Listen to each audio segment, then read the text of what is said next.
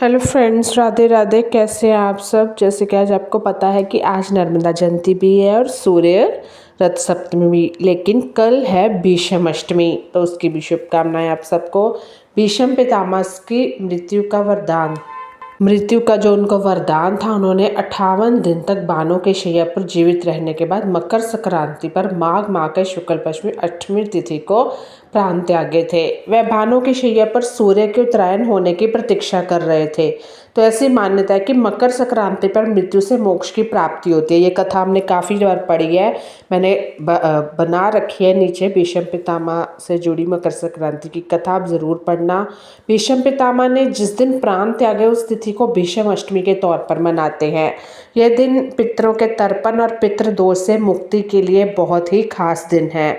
तो अगर आपने पितृ दोष है आपके ज़िंदगी में, तो आप अच्छे से तर्पण वर्पण करें कल के दिन। पंचांग के अनुसार जो माघ माह के शुक्ल पक्ष की अष्टमी तिथि की शुरुआत 25 जनवरी को यानी आज रात 11:10 पे शुरू हो जाएगी और यह माघ पक्ष अष्टमी तिथि 26 जनवरी कल 9:17 तक मान्य रहेगी रात के।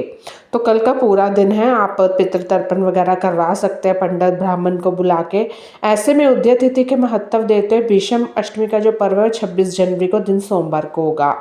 भीष्म अष्टमी पर पूजा के लिए आपका शुभ मुहूर्त सुबह 11:29 से दोपहर को 1:38 तक रहेगा।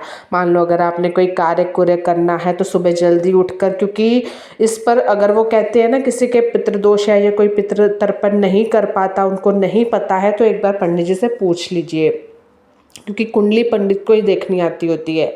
भीष्म अष्टमी पर व्रत रखा जाता है। यह दिन पितरों के तर्पण के लिए खास होता है।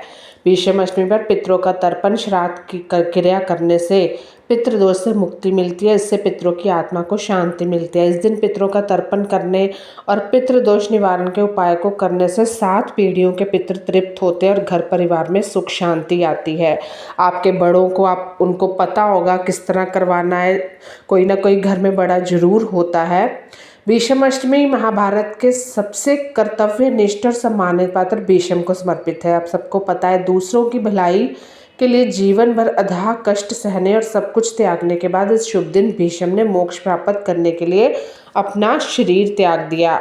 ये उत्तरायण के दौरान हुआ, जिस देवताओं का दिन भी कहा जाता है। यह त्यौहार हिंदू महीने माघ के शुक्ल पक्ष के 8वें दिन मनाया जाता है, यानी कि कल 8वां दिन कल पड़ रहा है। तो इसकी कथा जानेंगे। लोक कथाओं के अनुसार द्वापर युग में भीष्म राजा शांतनु और गंगा के पुत्र थे। जब उनके पिता ने सत्यवती नाम की एक सुंदर महिला से दोबारा शादी करने का फैसला किया तो उसके माता पिता ने मना कर दिया।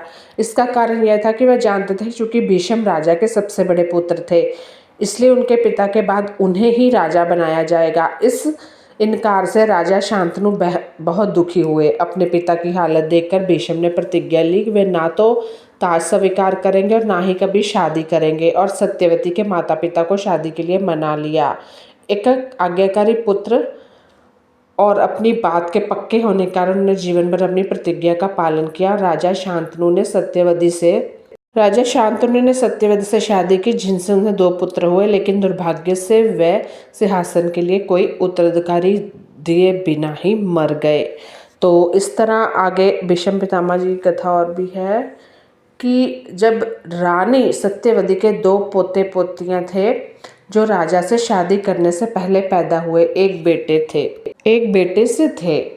भीष्म ने फिर उन पोते पोतियों और उनके बेटों की देखभाल के लिए, जिन्हें कौरव और पांडव के नाम से जाना जाता है, भीष्म को प्यार से पितामह भी कहा जाता था, क्योंकि वे सचमुच दोनों परिवारों के पिता समान थे और हर स्थिति में उनका साथ देते थे। वे सिंहासन के प्रति इतने वफादार थे कि जब महाभारत का महान युद्ध हुआ तो उन्होंने कौरवों की तरफ से लड़ना चुना, क्योंकि वे सिंहासन पर थे। भले ही वे पांडवों के प्रति अधिक समर्पित थे और जानते थे कि उनके साथ अन्याय हुआ है। भीष्म को अपनी माँ से एक वरदान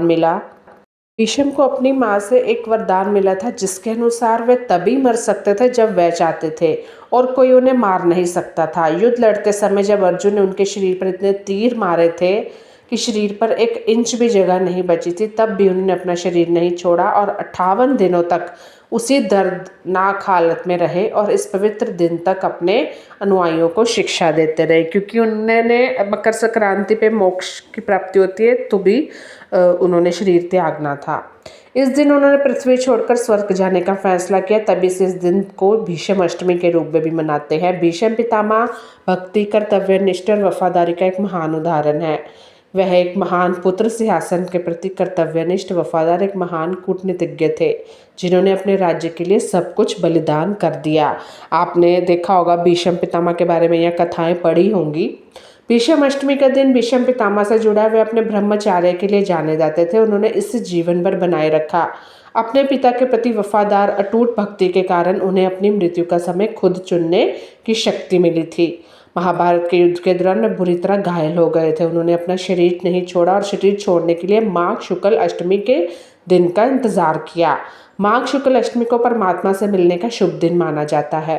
हिंदू पौराणिक कथाओं के अनुसार एक ऐसा समय होता है जब सूर्यदेव दक्षिण दिशा की ओर जाते हैं। इस अवधि को अशुभ माना जाता है, जिसमें सभी शुभ कार्य वर्जित होते हैं। सभी शुभ कार्य तब तक के लिए टाल दिए जाते हैं जब तक सूर्यदेव फिर से उत्तर दिशा की ओर नहीं चले जाते।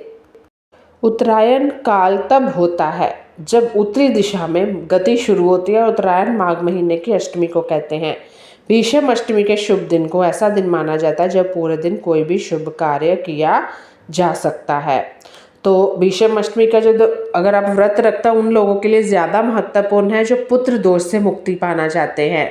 नवविवाहित जोड़ा या जो जोड़े जल्द ही पुत्र प्राप्ति के लिए भगवान को आशीर्वाद पाने के लिए पूरे दिन का सख्त व्रत करने कठिनाई महसूस नहीं करते हैं, वे भीष्म अष्टमी का व्रत रख सकते हैं। वेदों के अनुसार ऐसा माना जाता है जो इस दिन व्रत रखता है उसे भीष्म पितामह का आशीर्वाद मिलता है और उसे भीष्म पितामह जैसे गुणों वाला पुत्र प्राप्त होता है। अगर आपको व्रत करना है तो मैंने शुभ मुहूर्त वगैरह सब बता दिया है, पंडित जी की देखरेख में आप वो व्रत कर सकते हैं। तो तब तक के लिए धन्यवाद।